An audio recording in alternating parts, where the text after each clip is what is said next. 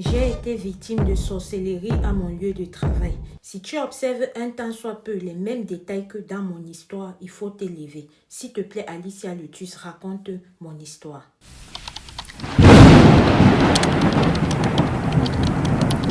Bonsoir Madame Alicia Lotus, moi c'est Anastasia et merci de m'avoir permis de partager mon histoire. J'ai été victime de sorcellerie à mon lieu de travail il y a de cela quelques années. Quand j'ai été diplômée, j'ai été embauchée dans une très grande entreprise de la place ici au Congo, mais notifiée je ne suis pas congolaise. Sauf que j'ai fréquenté ici au Congo et j'ai pu trouver un travail ici.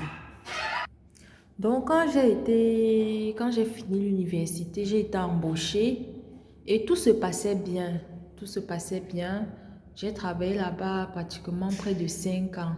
La première année s'est bien passée, la deuxième année s'est bien passée. Mais vers la fin de la deuxième année, j'ai cherché à être promue parce que, bon, il y avait des badges, mes collègues qui étaient promus, mais moi, bizarrement, pas. Donc, cela a fait que j'ai commencé à me poser les questions, mais pourquoi est-ce que ces gens-ci ne voient pas mon travail? Je suis même allée jusqu'à appliquer. Je suis même allée jusqu'à appliquer. Et je sais pas, le directeur des ressources humaines, il n'a jamais fait... Bref, il n'a jamais mis mon dossier en haut, si on peut dire comme ça. Donc, lorsque j'ai vu mes collègues être promus, je me suis posé la question, mais qu'est-ce qui se passe? Et moi, on ne me promet pas. Donc, je suis allée voir encore le directeur des ressources humaines. Je suis entrée dans son bureau, je lui ai parlé, je lui ai dit, monsieur, vous voyez, étant donné mes compétences. Bref, j'ai parlé avec lui, je lui ai fait comprendre que je tenais à être promue. S'il fallait même que je passe une autre interview, que je fasse des tests pour qu'on évalue mes compétences, il n'y a pas de souci, je vais passer. Et puis, il m'a dit, il m'a donné rendez-vous. Déjà, de un, le lieu où il m'a donné rendez-vous, c'était un lieu inapproprié. Il m'a donné rendez-vous à un hôtel de la place et il me dit que tu dois venir à telle heure et tout. Bref, me donner des indications. Et moi, pour moi, ça m'a semblé bizarre. Je suis allée, j'ai vu un collègue à moi avec qui je m'entends bien. Il était promu aussi. Et je lui ai donc demandé, bref, dis-moi un peu, il m'appelle à tel endroit, est-ce que c'est encore normal? Mon collègue me dit non, oui, c'est bon, vas-y, tu vas être promu. Il faut y aller, ça va bien se passer, il va juste te... Bref, tu vas rencontrer d'autres membres les cadres, quoi, les actionnaires de l'entreprise. Bref, mon collègue m'a assuré que non, ça va, il n'y a pas de souci. Moi aussi, en étant une jeune femme ambitieuse, je n'ai pas vu... C'est vrai, mon cœur m'a un peu fait un chat parce que ça semblait bizarre, mais j'étais aveuglée par l'ambition. Donc, je suis allée au rendez-vous. J'ai rencontré le directeur des ressources humaines et puis il m'a proposé une pratique bizarre. Il m'a dit, si c'est que tu veux être prise, si c'est que tu veux être promue, tu dois faire des sacrifices. Je lui ai dit, il n'y a pas de problème. Je peux faire ces sacrifices. Dans ma tête, sacrifice, c'était du temps. Peut-être étant donné que je suis une jeune femme. Parce que la plupart de mes collègues, qui sont peut-être des femmes, elles ne sont pas mariées. Vous voyez, ce sont des jeunes femmes comme moi, elles ne sont pas mariées. Elle n'était pas mariée. Donc, je me suis dit, peut-être quand il dit sacrifice, déjà, je ne dois pas donner, je dois pas, bref, je dois oublier la vie de famille parce que ça part vite, ça court vite. Et si je veux avoir plus de responsabilités, je ne vais pas, avoir une famille ne va pas m'aider. Donc, lorsqu'il m'a dit ça, moi, ça ne m'a pas dérangé. Je lui ai dit, je suis prête. Je veux vraiment ce poste et je veux faire ce qu'il le faut. Et il m'a dit, d'accord. Il m'a donné quelques papiers à signer. J'ai signé ces papiers. Et il m'a dit qu'ils vont me recontacter par rapport à ça. Je suis donc rentrée. 3 jours après encore, le directeur des ressources humaines, il m'a recontacté et il m'a encore donné rendez-vous. Cette fois-ci, c'était à une heure très tardive. C'était à une heure très tardive et je me suis dit, mais pourquoi heure très tardive? Mais même comme ça, là, comme je vous ai dit, l'ambition. L'ambition m'a aveuglée. Parce que lorsque il m'a dit donné ces informations-là, mon cœur m'a toujours stoppé, mais dans ma tête, c'était que non, je vais avoir ce poste, je vais avoir ce poste. Je suis donc allée et l'erreur que j'ai faite, ça a été d'aller à ce rendez-vous à cette heure-là. Parce que lorsque je suis allée, il était là avec deux autres hommes et le directeur de la boîte. J'étais même surprise de voir le directeur de la boîte là-bas. Mais comment est-ce que celui-ci, juste pour me donner le pouce, il faut que tout le board se déplace comme ça. Et puis ils m'ont dit, tu as dit que tu étais prête à faire des sacrifices pour ce nouveau poste. J'ai dit oui. Et ils m'ont dit, qu'est-ce que tu es prête à sacrifier? Je lui ai dit, étant donné que c'est une entreprise, on fait beaucoup de trucs, ça coûte beaucoup. Je suis prête à mettre ma vie de famille de côté en stand-by et me consacrer à la carrière.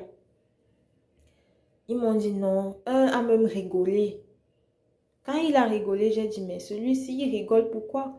Donc, l'un d'entre eux a rigolé, ils m'ont dit, non, c'est pas de ça qu'on parle. Quand on dit sacrifier, qu'est-ce que tu es prête à sacrifier sur toi? J'ai dit, mais sur moi, comment? Ils m'ont dit, pour avoir ce poste, tu dois nous donner une partie de ton corps. J'ai sauté, j'ai dit, mais c'est quoi ça? Une partie de mon corps, comment? Ils ont dit, oui. Nous tous qui travaillons ici avons tous une partie de notre corps qui ne fonctionne pas quand on a donné pour pouvoir avoir accès à un certain poste. Lorsqu'il m'a dit ça, Madame Alicia, dans ma tête, je n'ai même pas... Donc j'ai compris, mais je ne comprenais pas encore. Lorsqu'il m'a dit ça, j'ai tout de suite dit non, moi je ne suis pas dedans, je ne peux pas faire. Il me dit que, mais vous avez accepté de venir, vous avez dit que vous êtes prêt à faire des sacrifices. Je lui ai dit, moi je ne savais pas c'était pour ça, je ne savais pas que c'était de ça qu'on parlait, ce genre de sacrifice qu'on parlait. C'est comme ça que j'ai porté mes choses, je suis partie. Je n'ai même pas voulu écouter ce qu'il disait, j'ai juste tout pris, je suis descendue, je suis partie, je fuyais même parce que j'avais peur. J'avais peur que si on me cale ici dans la chambre, si je vais faire comment? C'est comme ça que je fuis, Madame Alicia. C'est quand je rentre dans la nuit, je commence encore à repenser à ça. Je me dis... Et bizarrement, je comprends. C'est là où tout... Donc, je comprends parce que là où je travaillais, ceux que je connaissais, parce que c'était une grande boîte, je ne pouvais pas connaître tout le monde, mais ceux que je connaissais, ils avaient toujours un défaut sur eux. Soit ils avaient une main manchot. Vous voyez, quand je dis main manchot, c'est une main qui ne fonctionne plus. Soit c'est un côté du pied qui ne fonctionne plus. Soit ils ont eu une opération. Soit, bref, tout ce que je connaissais dans cette boîte-là qui travaillait là-bas avait toujours un problème. Et il y avait deux autres femmes, elles ne pouvaient pas avoir d'enfants. Ça, c'était pour les femmes que je connaissais. Pour les autres, je ne sais pas. Mais de ceux que je côtoyais là-bas, eux tous, ils avaient toujours un truc qui manquait, qui ne fonctionnait pas bien. Et c'est là où j'ai compris que sûrement... Et toutes ces personnes dont je vous parle là, ils ont été promus, ils occupaient des postes élevés. Et c'est là où j'ai compris effectivement ce qui se passait. Et ça ne s'est pas arrêté là-bas, Madame Alicia Lotus, parce que lorsque je suis partie comme ça, le lendemain, j'ai commencé à recevoir des menaces. Des menaces, des menaces. À un moment donné, j'ai même été attaquée spirituellement parce que je les voyais dans mes rêves. Je les voyais dans mes rêves. Ils me combattaient parce que d'un côté, je connaissais ce qu'ils faisaient dans cette boîte-là, mais je n'étais pas... bref, je n'avais pas accepté les conditions. Donc, ils cherchaient à m'anéantir, m'envoyer les maladies, m'envoyer de ces choses. Donc, il a fallu que j'aille me faire soigner. J'ai dû partir au Bénin pour me faire soigner. C'est pour que vous compreniez à quel point c'était vraiment fort. Donc, voilà mon histoire. Hein. Et vraiment, la jeunesse, faites attention. Hein. Lorsque vous partez quelque part, essayez toujours d'analyser votre environnement. Et quand vous sentez, les gens vous font des propositions, ne mettez pas toujours l'ambition devant. Prenez un peu de recul et posez-vous des questions. Est-ce que, parce que parfois vous acceptez par naïveté, par ambition. Et moi, j'ai même eu la chance de pouvoir partir. Imaginez que je n'avais pas eu cette présence d'esprit-là et j'étais toujours dans mon rêve et je signais ou que j'acceptais de donner ce qu'il me demandait de donner. Je ne sais pas où je serai aujourd'hui. Donc voilà mon histoire, Madame Alicia. J'espère que ça va servir de leçon et je vous dis merci. Alors la famille, ça c'était l'histoire de la sœur que j'ai partagée avec vous. Et comme elle a dit, si tu observes les mêmes similitudes, il faut te lever. Le monde d'aujourd'hui est tellement miné. Nous devons prier sans cesse et nous devons être prudents. Ici Alicia Lutus, on se dit à très bientôt pour une prochaine vidéo. Shalom la famille.